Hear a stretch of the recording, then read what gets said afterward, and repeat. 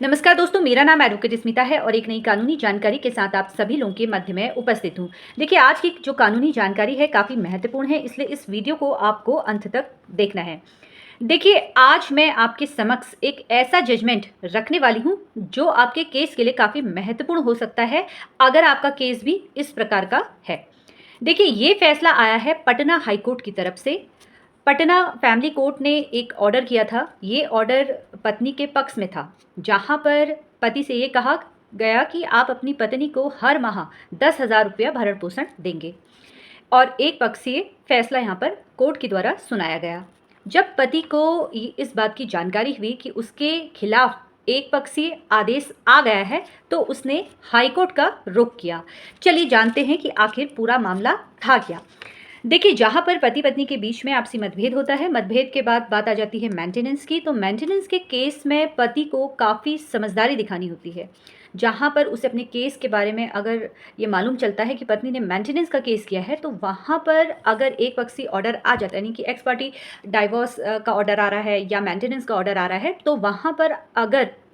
आपके पास कोई नोटिस नहीं आया है,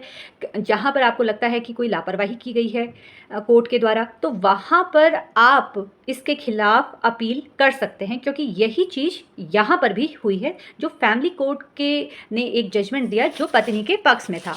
देखिए, सीआरपीसी के सेक्शन 125 के तहत पत्नी के पक्ष में जारी जो एक्स पार्टी मेंटेनेंस का जो आदेश आया था, वो कोर्ट के द्वारा खारिज कर दिया गया। जब इसकी सुनवाई चल रही थी, तो वहाँ पर एक आदेश जारी करने से पहले मजिस्ट्रेट ने ये कहा कि किसी व्यक्ति के खिलाफ जब भरण पोषण की मांग की जाती है, पत्नी के खिलाफ जब भरण पोषण की मांग की जा रही है, और वो व्यक्ति जिससे भरण पोषण की मांग की जा रही है, वो जानबूझकर बच रहा है उस चीज़ से, जैसे कि कोर्ट की ओर से कोई सम्मन गया, आप उसे रिसीव नहीं कर रहे हैं, वो बात अलग है। लेकिन अगर जानबूझकर सेवा से बच रहा है या अदालत में उपस्थित होने में लापरवाही बरत रहा है, जहाँ पर पति की स्वयं की गलती है, जहाँ पर वो जानबूझकर उस जो कोर्ट के द्वारा नोटिस भेजा गया है उसे रिसीव नहीं कर रहा है, जहाँ पर अदालत में वो नहीं आ रहा है, तो वहाँ पर एक्स पार्टी तो ठीक है ऑर्डर। लेकिन जहाँ पर कोई नोटिस उसे प्राप्त नहीं हो रहा है, जहाँ पर एड्रेस गलत लिखाया गया है, तो वहाँ पर अगर एक्स पार्टी डाइवोर्स का केस है या मेंटेनेंस का केस है, तो वहाँ पर आप अपील कर सकते हैं। और फैमिली कोर्ट का जो आदेश आया था पत्नी के पक्ष पे, उसे खारिज कर दिया गया। देखिए, पति जब आदेश आया था कि फैमिली कोर्ट की तरफ से कि आप अपनी पत्नी को 10,000 रुपया महीना अब से मेंटेनेंस देंगे, तो पति ने कहा मुझे तो इस बात की कोई जानकारी नहीं है कि एक्स पार्टी ऑर्डर हो चुका है, और उस ऑर्डर के खिलाफ वो हाई कोर्ट गया और रिवीजन याचिका उसने डाली। जब फैमिली कोर्ट के उस निर्णय को चुनौती दी गई, जिसके तहत पत्नी को जो मेंटेनेंस मिल रहा था हर महीने 10,000 रुपये का जो आदेश दिया था, उसके खिलाफ उसने एक रिवीजन याचिका डाली। तो पति ने कहा कि पति की ओर से ये कहा गया कि कोर्ट में ये बताया गया कि फैमिली कोर्ट ने सुनवाई की कोई भी तारीख नहीं बताई। साथ में ये भी बताया कि जो कार्यवाही हुई वहाँ पर उपस्थिति में जानबूझकर ये लापरवाही बरती गई है। तारीख की पति को कोई जानकारी नहीं थी, जहाँ पर उसकी उपस्थिति भी, अगर तारीख उसे पता नहीं चलेगी तो वो उपस्थित कैसे होगा। और यहाँ पर जो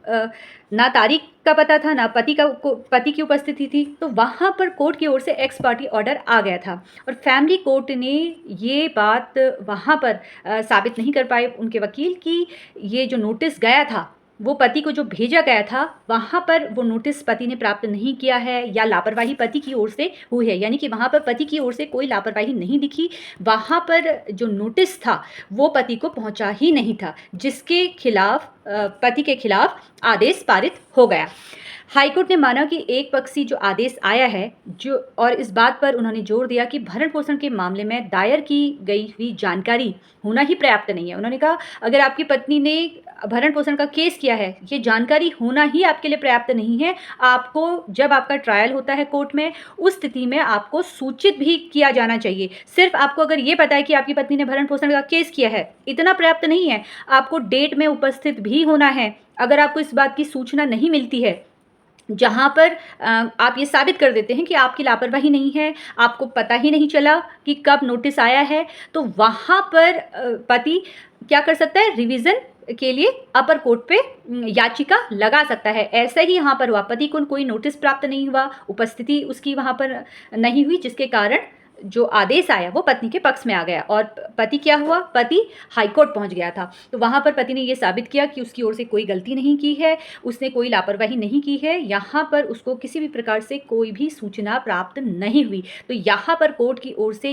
ये फैसला किया गया, जो मेंटेनेंस के केस में जब एक पक्षीय कार्यवाही हुई तो कोर्ट की ओर से ये कहा गया कि नोटिस आवश्यकताओं का अनुपालन होना चाहिए। कानून ये अनिवार्य करता है कि कार्यवाही की उचित सूचना प्रतिवादी को एक पक्षीय कार्यवाही करने से पहले व्यक्तिगत रूप से या प्रकाशन के माध्यम से दी जानी चाहिए। जानबूझकर टालना या उपेक्षा करना सीआरपीसी के सेक्शन 126 के अनुसार न्यायालय को यह संतुष्ट होना चाहिए कि प्रतिवादी ने जानबूझकर सेवा से परहेज किया है या एक पक्षीय आदेश पारित करने से पहले कार्यवाही में उपस्थित होने की उपेक्षा की है। याचिकाकर्ता ने दावा किया कि एक पक्षीय निर्णय में जो सुनवाई हुई थी वहां पर उसके अधिकारों का उल्लंघन किया गया, जो प्राकृतिक न्यायालय